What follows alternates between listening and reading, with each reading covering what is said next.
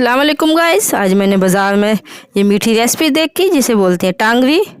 मैंने कहा इसे घर पे ट्राई करते हैं। 2 कप मैंने मैदा डाला, तकरीबन 3 चम्मच ऑयल, 1 टीस्पून बेकिंग पाउडर और मैंने इसका पेस्ट बना के एक डो सी तैयार कर ली। अब हम इसको बेलेंगे और इसकी कटिंग करेंगे।